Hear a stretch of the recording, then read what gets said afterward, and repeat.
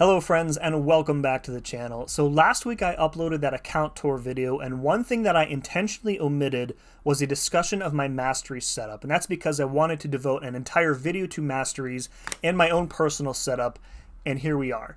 So the way I want to approach this today is that I'm actually going to build my own personal setup from scratch using Aunt May here, and while I'm doing so, I'm going to talk through each mastery, why I'm using it, why I'm not using a different one, why I'm using a certain amount of points in this mastery, some are maxed and some are not, so that this video will be intended to kind of give you a good starting point with which to develop your own mastery setup. Now, a couple things I want to mention before we kind of get into the meat of this thing. And the first thing is that buying mastery cores with units to unlock new masteries is, in general, a very good investment, because unlocking a mastery is a one-time cost, and then that mastery is available to you forever as long as you have that account.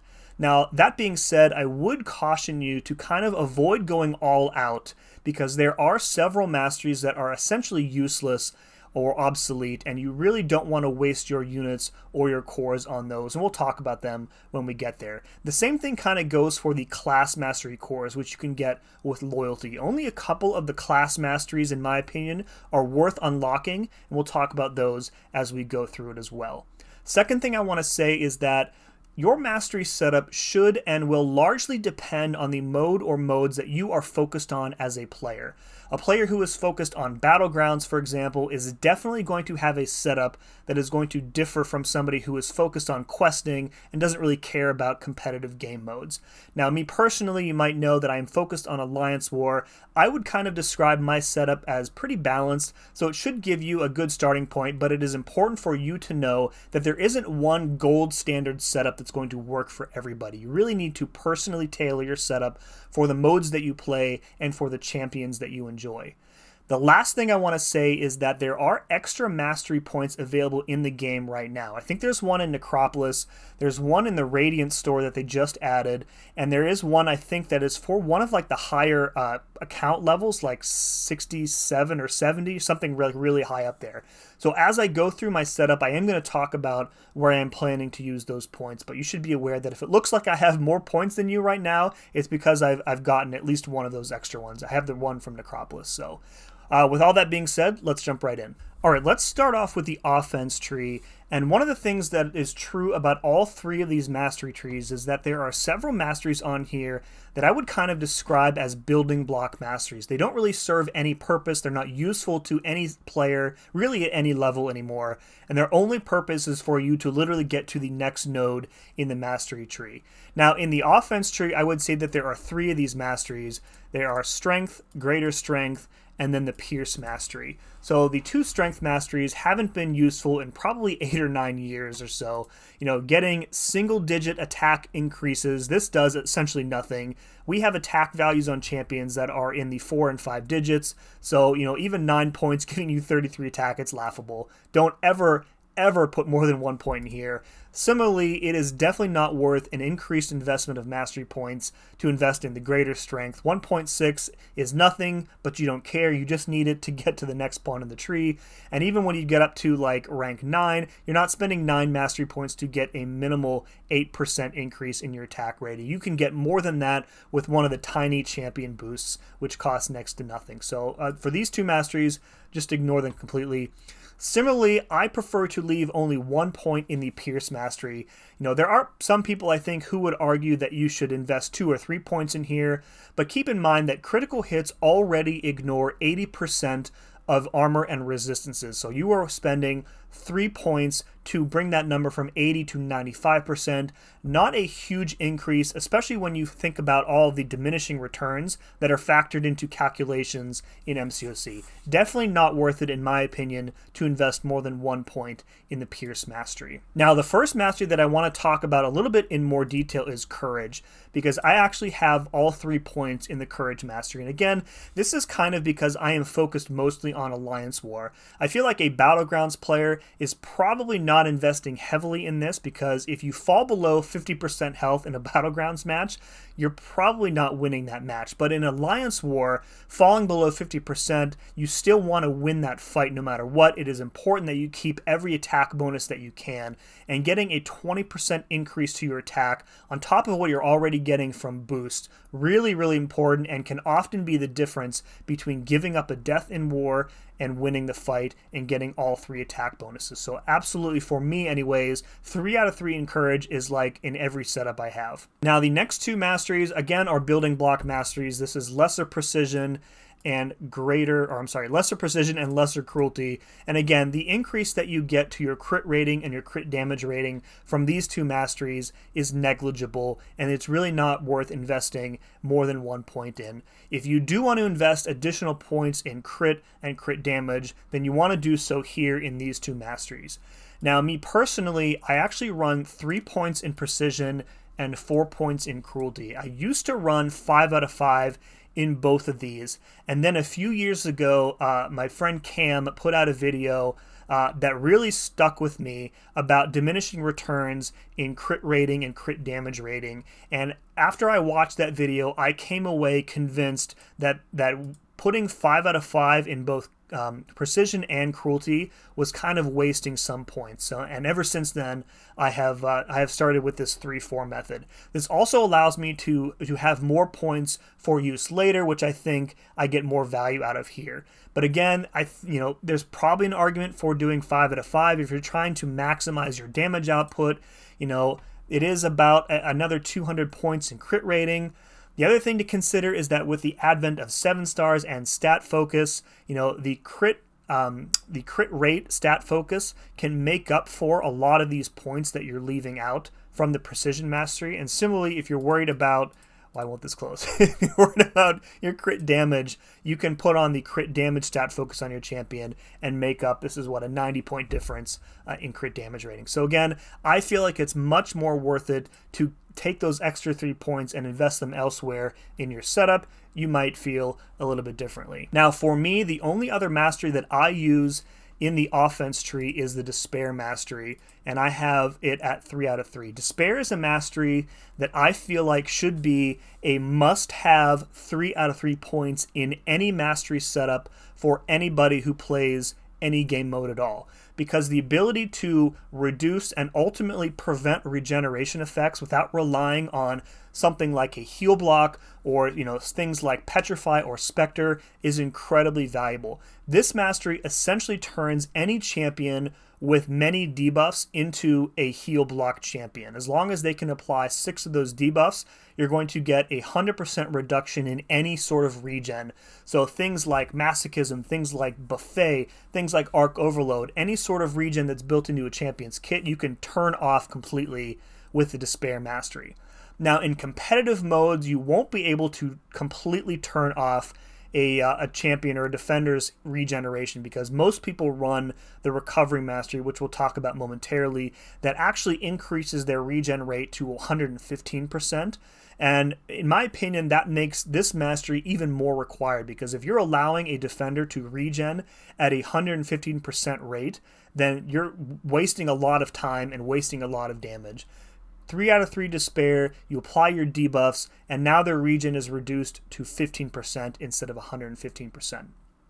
And speaking of, kind of the numbers I just talked about there, you cannot use the Despair mastery to reverse regen, but it will work in addition to any existing regen reversal. So you guys know my favorite champion is Void. Void already has regen reversal built into his kit with the Petrify debuffs and Fear the Void. You can stack 100% additional reduction on top of that so that the heal reversal works even faster. Again, this is one of the most valuable masteries and one of the most important ones too. 3 out of 3, no excuses, no reason not to use this mastery at its fullest capacity. So let's talk about some of the masteries that I don't have any points invested in this tree. The first 2 are at the bottom here, Extended Fury and Enhanced Fury. I feel like these are pretty much useless. You're wasting 4 points for less than a second increase in any Fury buff, complete waste of mastery points. And similarly, if you invest into Enhanced Fury, not only are you investing points in here, but it requires a point in the previous one. So, you're looking at like 5 points total for an 8% increase in the potency of your Fury buffs. Like, even for somebody like Deathless King Groot, who has a lot of Fury buffs, this is really negligible in my opinion, and you can kind of make up the difference with like a champion boost or an attack boost. So save your points, don't put any into Extended Fury or Enhanced Fury. There are 2 skill masteries per tree here, and in the offense tree you have Pure Skill, which is for skill champs obviously, and Mutagenesis, which is for mutant champs. Now, Pure Skill is a mastery that I actually don't even think works. I think it's been broken for several years. Don't waste your points, don't waste your loyalty unlocking this mastery until they fix it. Who knows when that's going to be, if ever, hopefully sometime soon. And similarly, I feel like this mastery for mutant champs is very obsolete. It allows you to have your bleed debuffs expire on you a certain amount of time faster, up to a maximum of 2.5 seconds faster. But these days we have like a lot of champs like Mr. Sinister and Onslaught who are fully resistant to bleeds, and you can actually get a lot of value from regenning via willpower from those bleed debuffs. So for a lot of mutant champions these days, I really feel like this mastery actively works against them. And again, similar to Pure Skill, don't waste your time, don't waste your cores, don't waste your units, just leave this one completely alone. Now, I'm not going to talk a lot about the recoil masteries up here. I am not a recoil mastery user. I know a lot of people out there swear by them. They can't play the game without having recoil on them. I will touch on them here. If you were to run a recoil setup, you would want to max out Glass Cannon, which increases the attack rating of your champion but lowers their maximum health. That's a good trade-off there. And then for the recoil tree, recoil mastery itself rather, you want to stick with 1. Some people run 2 or 3. I know when like Slayer used to do CGR videos, he would run 3 out of 3 recoil. My opinion, not really that necessary.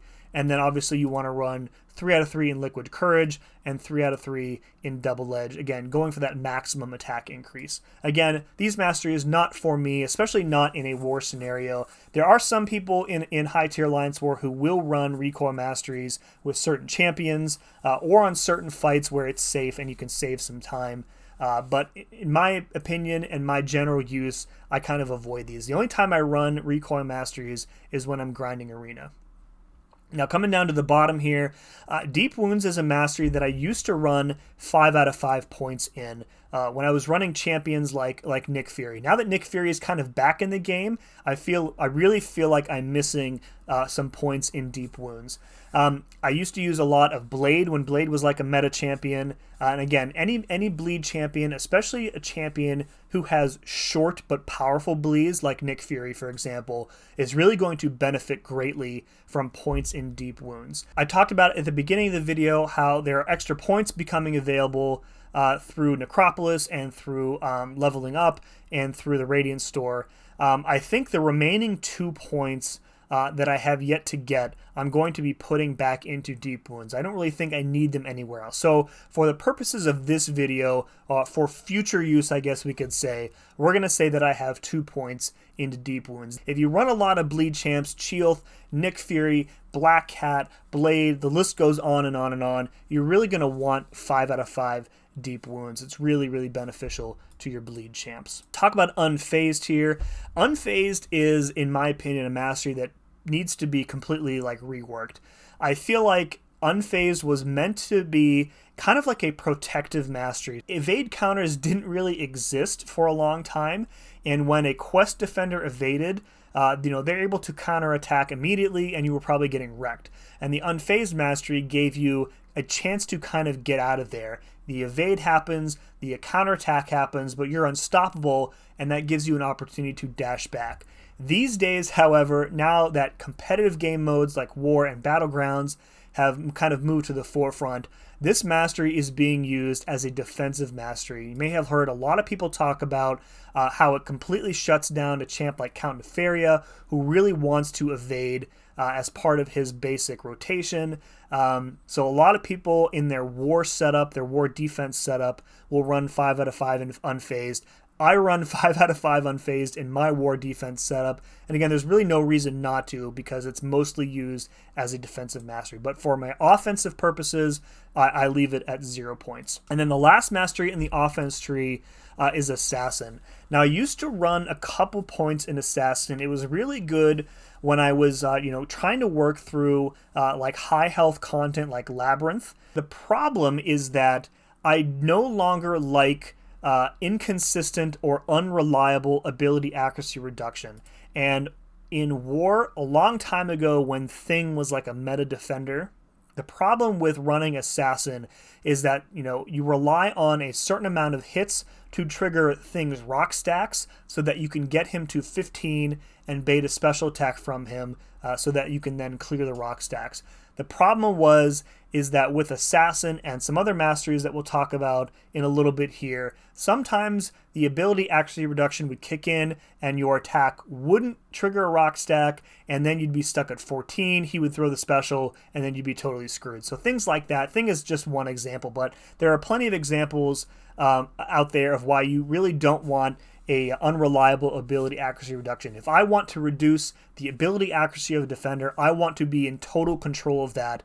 And having a 12%, random decrease below 18% health is just not cutting it for me. So again, I used to run a couple points in here. These days, it's not worth the attack increase for me. By the time they get to 18% health in a war setting, the fight is pretty much over, and I really don't need to benefit from that increased 20% attack. All right, let's move on and talk about the defense tree. There are 3 building block masteries in here that you can pretty much just put 1 point in and then ignore forever, and they are Vitality, Greater Vitality, and Salve. So similar to these strength masteries in the offense tree, Vitality just gives you a numerical increase to your health pool. This is useless, totally useless. We have champions who have 6-digit health pools now. Putting 24, 60, 72 health points on top of that means absolutely nothing. No reason to put any more points than 1 in that. Similarly, with Greater Vitality, the health increase that you get for a significant mastery point investment is just not worth it. You can get more than this 8% health increase from a health boost or a champion boost, and it's not going to cost you 9 mastery points. So just leave those 2 at 1 point each. Now, the Salve Mastery is one that I actually used to run max 3 points in a long time ago, back when like 3 stars were kind of the thing. 4 stars was still relatively new, and that's because back then the total, I think it's 400 point increase in health at the start of the fight was actually pretty useful. It was a nice top up at the start of the fight. But again, talking about 5 and 6 and even 7 stars here have these huge health pools. Recovering 400 health at the start of a fight means absolutely nothing, so don't worry about it. The only reason you want 1 point in Salve is so that you can get to the next mastery, which is called Recovery, and you want to be running 3 out of 3 Recovery. And again, similar to the Despair Mastery, this is pretty much going to go for every single mastery setup that you have. Especially if you're running the Recoil tree, you need 3 out of 3 in the Recovery Mastery. So Recovery is going to increase the effects of any regeneration effect, be it from a buff or a passive effect or willpower healing, anything except adrenaline is going to be increased by 15%. And this is a huge increase, really helps with your survivability in a multitude of fights. I can't really say enough about this. Now again, we talked about this when we talked about Despair. Your regen rate at its default is set to 100%. This is 15% flat on top of that, so your regen rate becomes 115%. So when you are going up against a champion like Null, for example, who is going to be reducing your regen rate with Despair in like a competitive game mode, getting that extra 15% health on top of that is very, very important. And this is the difference between healing up against somebody like Havoc or Null and taking, having no willpower healing at all in those fights. So 15% is better than nothing. 3 out of 3 recovery, every single mastery setup. Now, these 2 middle ones I really don't think are necessary. Maybe situationally you might want them, but again, kind of talking about the advent of stat focus on champions, I really think these masteries are kind of obsolete now. Energy resistance, it requires 4 points to get 160 points extra in energy resistance. If you really need that resistance, put that stat focus on, and then you don't have to waste mastery points.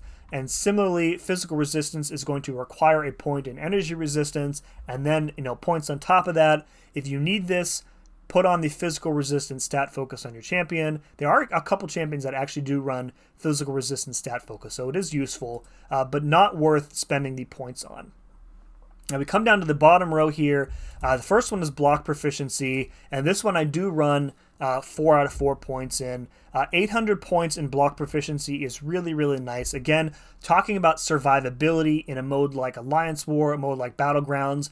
Every time you parry, it's going to trigger your block proficiency, plus the well-timed block will also decrease damage on top of that.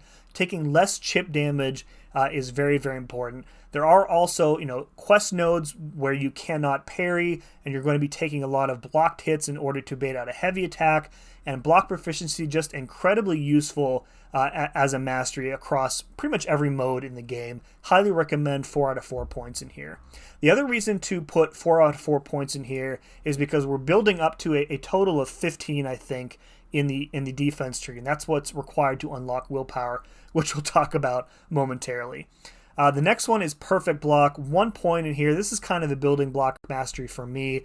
The maximum chance only being 4%, absolutely not worth additional mastery points for me. I do know a few people who swear by perfect block. I think those people are crazy, but you do you.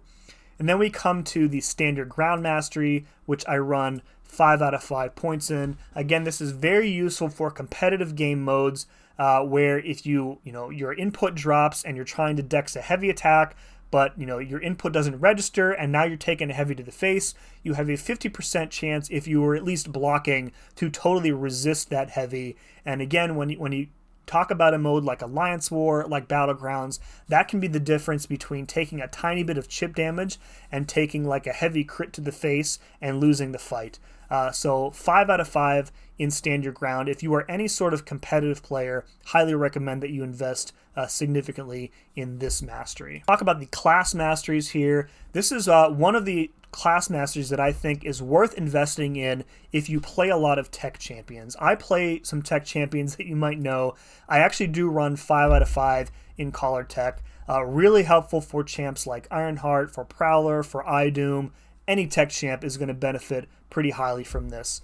So this reduces a defender's combat power rate by 18%. Combat power rate is the amount of power that they get when you hit them with an attack, and that is separate than ability power rate, which is something passive from like a power gain buff. That's ability power rate. Collar tech is a very, very useful mastery. It allows you to get more hits in, more specials in before you need to bait a special from the defender, which again in a competitive mode like Battlegrounds, like Alliance War, can be the difference sometimes between taking a death and winning the fight. So me personally, I run 5 out of 5 here. If you don't run a lot of tech champs, you can absolutely take all 5 of these points, move them into something like deep wounds in the offense tree. Now this is kind of like a flex spot. This is personal taste, I would say. And then the science mastery, which is called serum science down here.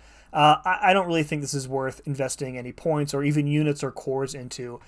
You do get a pretty hefty benefit at 5 out of 5 points, and a lot more benefit than you would get from the stat focus like we talked about earlier, but I really don't think it's worth the points here. Situationally, you may want some extra energy resistance for some science champs. If you're going into a particular fight, one that I really can't think of at the moment.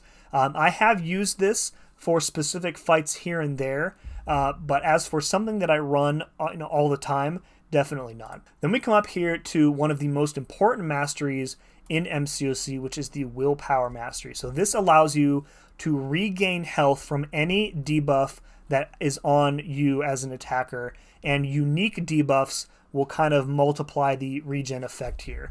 So I used to run 3 out of 3 willpower, and I actually dropped it down to 1 point a few years ago at the behest of both my Alliance Leader DLL and my good friend B McG. They convinced me to drop it from 3 to 1 and recover those 2 extra points. And they pointed out here that with 1 point in willpower, you get 0.5% healing per second per debuff. But each additional point is only giving you an extra 1/10 of 1% increase. So the 2 extra points here are not doing as much work as just the first point is. And for that reason, I would recommend that you stick with 1 point here. If you are running the recoil masteries, you pretty much need to have this maxed out, because if you don't, then you will be losing health from the liquid courage poison effect, unless you're poison immune, of course. But like for a normal champion who is not immune to poison, you need to have willpower at 3 out of 3, and you need to have recovery at 3 out of 3 in order to break even with the regen from that poison debuff. And again, like there are fights, there are defenders where you're going to be getting debuffs on you, and it's just going to be constantly healing you up. Great for survivability. Everybody should have at least 1 point in willpower. It's kind of either 1 or 3, I think. If you're running recoil, max it out. If not, again, I would strongly encourage you rather to only stick with 1 point in the willpower mastery. The next mastery, the last one that I use in the defense tree, is inequity. And I started running 3 out of 3 inequity actually around the time when I joined SSX. And this reduces the enemy's attack rating by 6% per debuff, up to a maximum of 36%. So you think about a mode like Alliance War, again, competitive modes, but this is also useful in questing as well. You have a champion like Null, for example, who can apply many, many debuffs to a defender, and with 6 debuffs, you have cut their attack rating down by over a third, so that taking a hit from a champion like that is going to do a lot less damage. And again, we're talking about survivability, important in competitive modes, also important in Everest content and story questing as well. This mastery is not for everybody. If you are not focused on competitive game modes, I would probably say you could probably get away with not having this at all. For me, though, as a person who is focused on Alliance War, this mastery is incredibly important, and I never have less than 3 points in inequity. Next one here I want to talk about is Resonate. Resonate is a mastery that I will use situationally. It is really good for some champions, like Void, my favorite champion, benefits greatly from Resonate because it's an additional unique debuff for him, which increases his overall damage output. A lot of other champions in the game will benefit highly from Resonate. Photon is another good example. It allows you to ramp up a lot faster. The downside of that is that since it's an extra unique debuff, it's also going to provide the defender some willpower healing. So again, in a competitive mode like War, like Battlegrounds, you probably want to avoid the Resonate Mastery unless you are specifically using it for the effects of like heal reversal like with Void, or for faster ramp like with Photon. The effects of the weakness are actually, they're not bad. It's an 18% chance per hit to apply a weakness debuff. So like in a 5-hit combo, you're almost always going to get one of these debuffs per combo. It doesn't stack though. The attack reduction is 13%. That's not nothing, but it's not exactly like great either.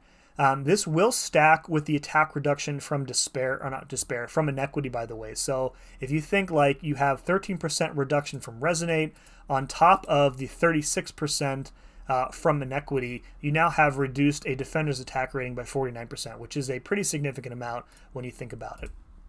However, these days, again, I haven't run Resonate in a couple seasons in War. These days, I really just leave it at 0. Now, these 2 masters at the top, again, I will run these situationally. I haven't run Coagulate in quite some time. These days, again, we talked earlier about champions who are resistant to bleed. You really don't need Coagulate anymore when you have a lot of champions who are resistant to bleed, because 30% less of nothing is still nothing, and you're kind of wasting points here. Then the last mastery is Suture. I don't even think I have this one unlocked personally. It used to be bugged many years ago. I don't know that it's bugged anymore. Duration of enemy bleed debuffs, again, similar to the mutant mastery that we talked about, reducing bleed debuff duration. Not too useful, especially for 3 points here. We're talking about a 20% reduction. If you're using a champion who's resistant to bleed, you want that extra willpower healing.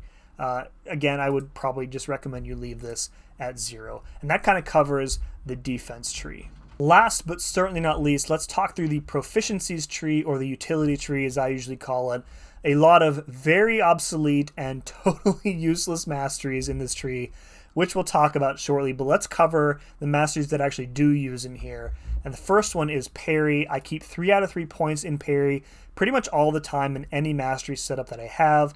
The stun duration is the same at every rank in parry, but what I really value in here is the additional damage reduction that you get. At rank 1, it's a 15% reduction. At rank 3, it's 25%. And I do realize it may sound a little bit hypocritical when I talked about willpower earlier, where the rank 2 and rank 3 were giving you like a very small increase. But for me, the 25% damage reduction is absolutely worth it. When you consider how many times you parry during a fight, how many champions ask you to parry specials or to trigger extra things in their kit, you really, really want that extra damage reduction, and that kind of chip damage adds up big time over the course of a fight, over the course of a quest as well. Next mastery here is the Limber mastery, and again, 5 out of 5 in Limber. If you don't play a lot of competitive game modes, you can probably get by with even as low as 1 point here. If you are really good at the game and you don't often get hit, you don't often get stunned by a defender, you can probably leave this at 1. But for any sort of competitive player, you really want to have this at 5 out of 5. This is going to counteract all of the increased stun duration that you're going to get from the next mastery that we're going to talk about, which is the Stupefy mastery. So the Stupefy mastery increases the duration of any stun debuff, that, including those which come from the parry mastery. So at rank 3, you're going to get an additional half a second in stun duration. And again, for a competitive player, you're assuming that everybody is running max Stupefy, max Limber, and you kind of need those to cancel each other out. So if you don't run max Stupefy, your opponent is running max Limber, it's going to be very difficult for you to get consistent openings with the parry stun because it's going to expire like right away. And then down here, the Dexterity mastery, required for pretty much any setup ever. Situationally, there are some champions that kind of need this turned off. I don't play a lot of those champions, so I pretty much have this on 1 point at all times. It does give you that precision buff and increased ranks, increase the potency of that precision. They do make it pretty strong at 950, but it's one hit. The buff lasts for 1 hit, essentially. Definitely not worth the increased points for me. These next 2 masteries we'll talk about in just a second, but I want to cover the last mastery in this tree that actually do run points in, and that is Mystic Dispersion. Again, if you are a competitive player, be it Battlegrounds, be it War, you kind of have to assume that your opponent is running 5 out of 5 Mystic Dispersion. It is the most unbalanced class mastery by far, even compared to something as good as the Collar Tech mastery. Nothing compares to how good Mystic Dispersion is for Mystic champions. And it is so good that some champions in the Mystic class specifically have been coded to ignore it, because having that type of power gain on top of what they already have would be totally broken. So again, competitive player, you absolutely need to have 5 out of 5 Mystic Dispersion. Let's talk about these 2 in the middle here, because I do use these situationally. Specifically when I fight the Serpent in War on 9A, I will put on Max Petrify and Max Pacify here. So this mastery says that when you have a stun debuff on the defender, you're reducing their regen rate, which is great, but you're also reducing their combat power rate by up to 30% for the duration of the stun. So when it comes to a champion like Serpent, you want to parry, get a couple of sneaky hits in, and you're giving them very little power for the duration of that stun. Very, very helpful, especially, again, like with a champion like him, where he has just, stupid amounts of power gain. Any little bit of help you can get at holding him from getting that first special attack is going to be worth it.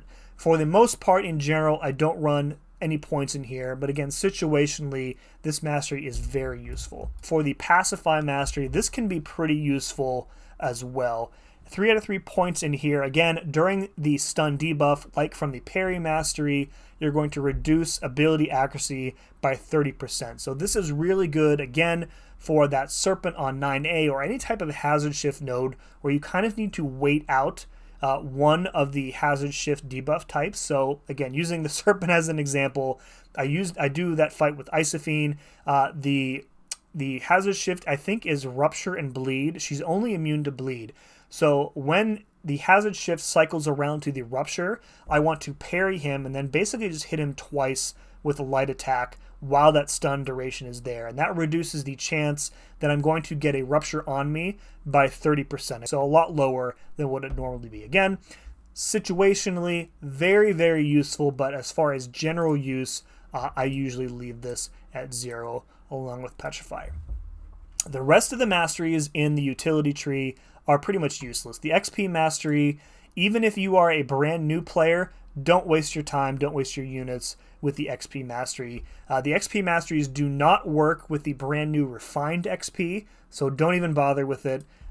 It's like a percentage increase. Again, just totally not worth it. Skip them. Just awful masteries. The 2 gold masteries here, if you want to earn literally +1 gold for all your gold rewards, you know, have at it. That's like, it is exactly what it is. It's a pittance. And then prosperity is a percentage increase to gold rewards. The last class mastery that we haven't talked about is called Cosmic Awareness. Again, pretty much useless here. Reducing the effectiveness of armor at buffs, only buffs, not passives, by a certain percent. You know, these days we have champions who either, you know, prevent armor or can pulverize it, so you really don't care about the potency of an armor buff as much as you did, you know, 5 or 6 or 7 years ago. Don't worry about investing into this. Just leave it at 0. Don't buy the cores either. And then these last 7 masteries over here, these are actually actually obsolete. These are for the old Alliance War map where all of the defenders used to be hidden and you didn't know who you were facing until you actually got up to the node. The Scouter Lens node allowed you, or Scouter Lens Master rather, allowed you to see the hero rating and the star rating of a champion, you know, a few steps away on a war map. Totally useless, totally obsolete. Having to invest points in each specific detect class mastery to detect when like a tech defender or a cosmic defender was going to be on the map ahead of you.